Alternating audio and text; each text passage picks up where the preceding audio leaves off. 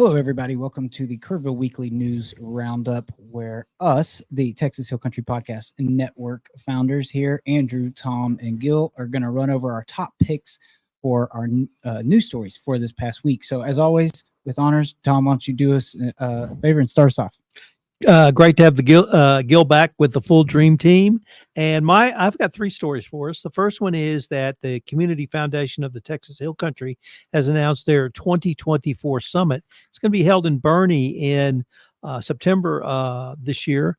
And I hope that if you're interested at all in community giving and the nonprofits in the Hill Country, you'll think about attending this event because it really lays out the opportunities for donation and investment, the opportunities for your own participation, and tells you what the foundations of the Hill Country are, literally from Bernie to Kerr County.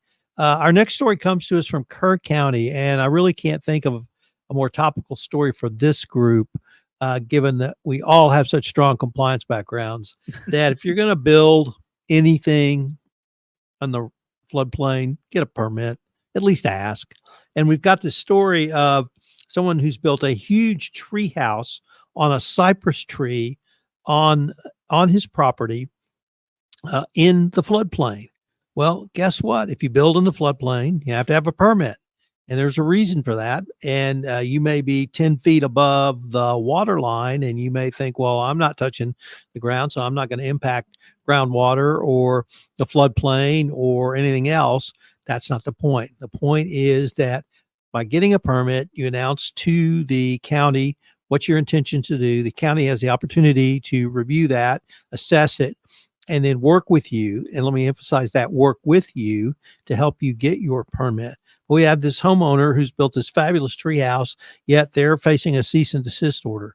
So I know compliance is something you guys deal with, and I know you guys are going through looking at a move where you've had to do those kinds of things, and they're there for a reason, and they're not nefarious. They're not the bureaucracy. They're there to protect us all. So if you're going to build in the floodplain, please, please, please go down and check with the county. Go down and check with the city. You may be clear, but just check with it. And our final story is finally the county is moving forward with a bid process for animal shelters that was passed in the 2022 election, I want to say. And we've got a bond price of $5.75 million. And there's some proposals that are going in front of the county. This will be for literally a state-of-the-art shelter in Kerr County. It's something we desperately need in Kerr County. I've been involved in the animal rescue area here in Kerr County, and I know it's an important and well-needed issue. We've had a series of rabies deaths this year in Kerr County. So things are serious in this arena, and I'm glad the county is finally moving forward. The voters spoke on this literally a couple of years ago, and now the county is finally moving forward. So kudos to Kerr County. Thanks, Tom. Gil, what do you got for us today? Well, now that we're halfway through the summertime, it's probably a good idea to go start talking about the beginning of the new school year, 2024-2025. And in case you have any young children and you're trying to figure out if they can be eligible to attend the Early Childhood Center, Kerrville does have a pre-K and Head Start center, and the registration is now open for kids to go to the Early Childhood Center. Now, if your child is between 3 and 4 years old on September the 1st and they qualify to attend, they might be able to go to the Early Childhood Center. And it's a wonderful program. One of my children went because he had a qualifying issue that allowed him to go. There's several different qualifications that you can meet to go to the Early Childhood Center. It's basically just a little bit of a head start on kindergarten, and something to think about. You can certainly call the Early Childhood Center or check the KISD website. The Early Childhood Center, let's see, their campus phone number is 257-1335. You can call them and see if you can register your child for the Early Childhood Center. And if you're new to Kerrville or the Kerrville Independent School District, beginning on July 29th and 30th, if you have a child attending elementary school or, elementary school, you can certainly start registering your kids to attend Kerrville ISD. Any of the 4 elementary schools, there's 4 of them here in Kerrville: Tom, Daniels, Nimitz, Starkey, and Tally. And you can call the Kerrville ISD, or you can certainly check the Kerrville ISD website for the boundary lines to find out which school is yours. But July 29th and 30th, you can start registering your kids if you're new to Kerrville. And then finally, same thing with Kerrville ISD. If you have a child in the 6th through 12th grade and they're new to Kerrville, you can register them with the district on July 29th and 30th.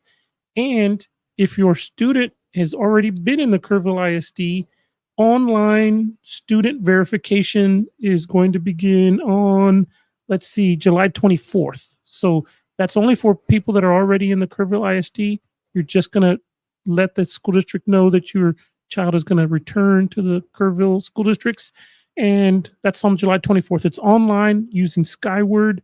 If you're familiar with the Kerrville ISD and your child has been in there, it's basically the same place you go to check your child's grades. So that's story number 1. Thanks for making all the parents in the middle of the summer think about school starting again. Hey, man, it's never too early to think about I know. that. I know that there's a lot of parents out there that's starting to think about that right now. Absolutely. It's always on your mind. My next story is about the city of Kerrville seeking citizens' input on the comprehensive plan update. If you're relatively new to Kerrville or you've been here a long time, Kerrville has something called the 2050 plan. It's a comprehensive plan that involves everything that the city does, prospects for growth and what have you. And it's something that the city put together over a period of several years.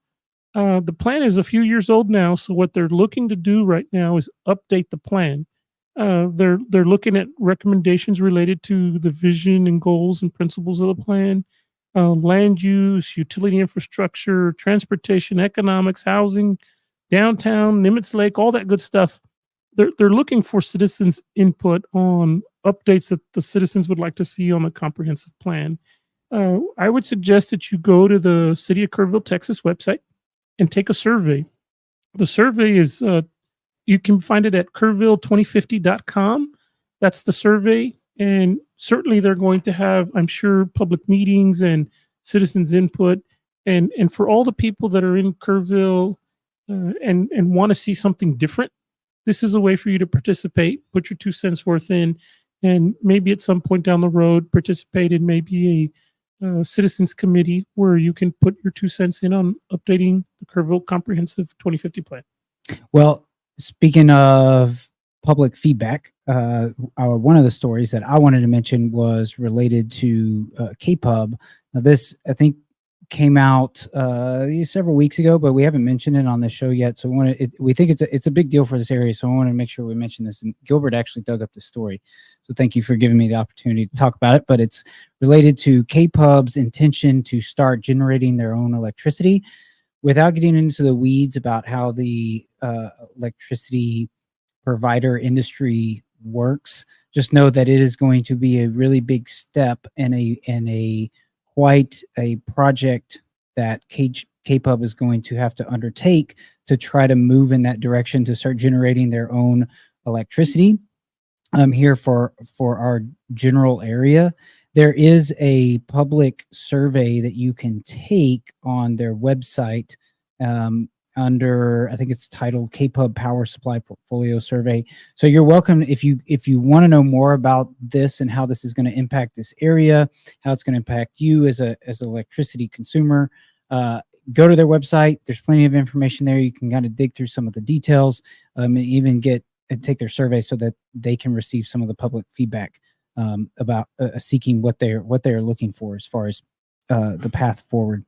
One thing I wanted to mention about that, though, Mike Whitler, who is the current general manager and CEO, was quoted in the Hill Country Community Journal saying that the energy market has become increasingly volatile, and owning our generation would better position KPUB to continue to maintain stable rates for our customers for decades to come. I think we could all agree that stable energy rates would be appreciated for those of us here in the Hill Country, as we are constantly talking about our rainfall and the heat that we have to battle with in the summer.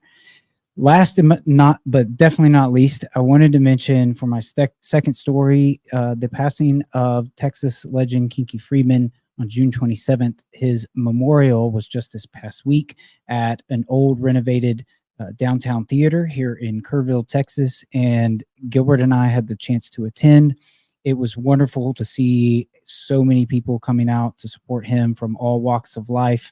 It was quite the eclectic crowd that was there, but the people that spoke on his behalf, telling stories about him and how his journey came to be and the role that they played and how grateful they were for the type of person he was, including them in his circle and choosing them, quote unquote, as his family.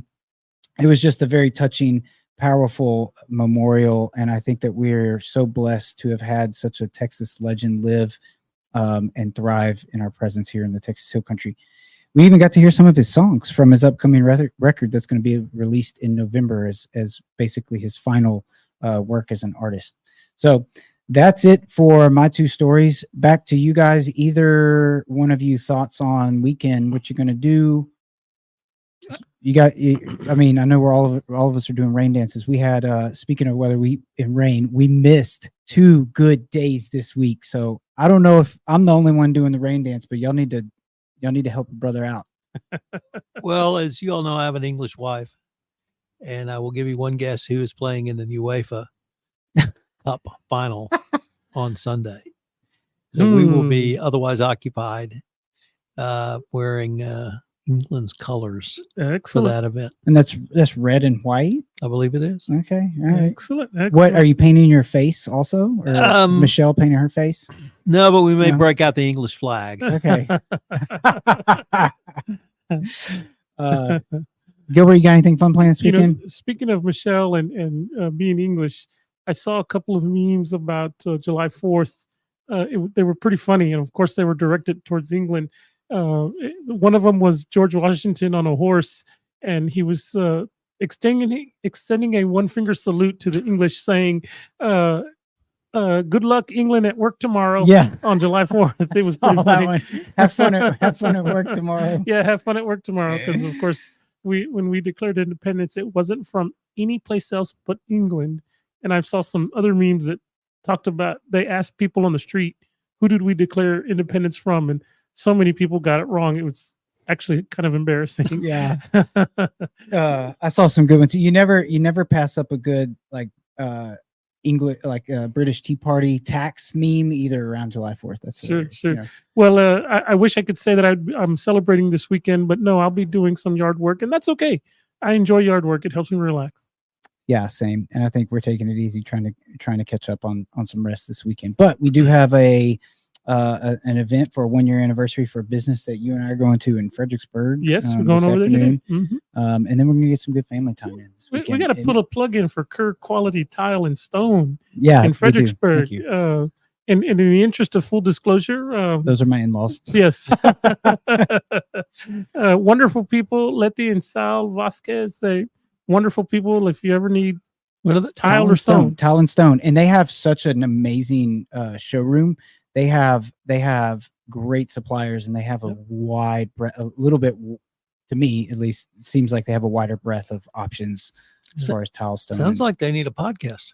It does sound like they need a podcast. Yes. Someone might be talking to them about that already. Because frankly, if they don't have what you need, you don't need it. Well said. Okay, with that, we're going to wrap it up. Thank you guys for tuning in. Don't forget, interact with us, share our content, helps other people find the show. We'll catch you out next time. Have a good weekend.